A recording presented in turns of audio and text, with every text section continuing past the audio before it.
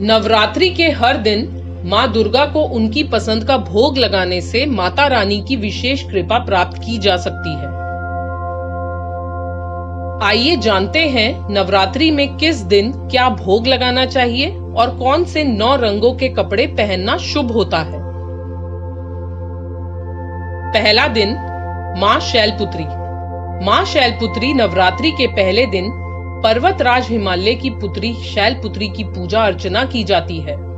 ऐसा करने से रोगों का नाश होता है और हर संकट से माँ हमें बचाती हैं। इस दिन माता को गाय के घी से बनी मिठाई का भोग लगाना चाहिए। यह दिन पीले रंग से जुड़ा है, जो हमारे जीवन में उत्साह, चमक और प्रसन्नता लाता है। हिंदू धर्म में पीले रंग का बड़ा महत्व है। इस दिन पीले रंग के वस्त्र पहनने चाहिए। दूसरा दिन माँ ब्रह्मचारिणी। दूसरे दिन माँ ब्रह्मचारिणी की पूजा होती है। जो साधक माँ के इस रूप की पूजा करते हैं, उन्हें तप, त्याग, वैराग्य, संयम और सदाचार की प्राप्ति होती है और जीवन में वे जिस बात का संकल्प कर लेते हैं, उसे पूरा करके ही रहते हैं। ऐसी मान्यता है कि माँ ब्रह्मचारिणी को चीनी पंचामृत का प्रसाद प्रिय है। माँ को उनके पसंदीदा भोग लगाने से आयु में वृद्धि होती है। माता को हरा रंग पसंद है, तो इस दिन हरे रंग के वस्त्र पहनकर पूजा करनी चाहिए। यह रंग जीवन में विकास, सद्भाव और ऊर्जा लाता है। तीसरा दिन माँ चंद्रघंटा।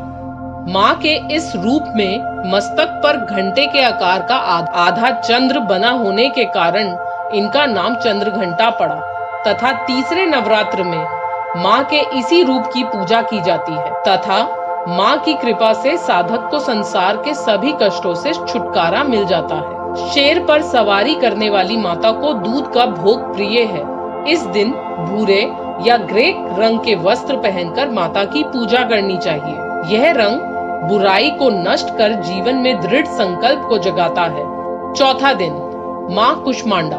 नवरात्रि के चौथे दिन माँ कुष्मांडा की आराधना की जाती है। माँ को भोग में मालपुआ अति प्रिय है। इस दिन नारंगी रंग की वस्त्र पहनकर माता की पूजा करने से वे प्रसन्न होती हैं और जीवन में प्रसन्नता का आशीर्वाद देती हैं। यह रंग खुशी और सकारात्मक ऊर्जा का प्रतीक माना जाता है। पांचवा दिन माँ स्कंद माता। नवरात्रि का 5वां दिन माता स्कंद माता को समर्पित होता है। कुमार कार्तिकेय की माता होने के कारण इनका नाम स्कंद माता पड़ा। इनकी पूजा करने वाले साधक संसार के सभी सुखों को भोगते हुए अंत में मोक्ष पद को प्राप्त होते हैं। माँ का वाहन सिंह है और इन्हें केले का भोग अति प्रिय है। इस दिन सफेद रंग बड़ा शुभ माना जाता है। यह रंग जीवन में शांति, पवित्रता, ध्यान और सकारात्मकता को फैलाता है। छठा दिन माँ कात्यायनी।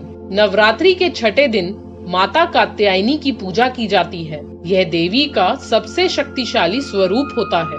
इन्हें युद्ध की देवी के नाम से भी जाना जाता है। माता के इसी स्वरूप ने महिषासुर का वध भी किया था। इस दिन माँ को शहद और मीठे पान का भोग लगाना चाहिए। इससे घर में सकारात्मक माहौल उत्पन्न होता है और उम्र बढ़ती है।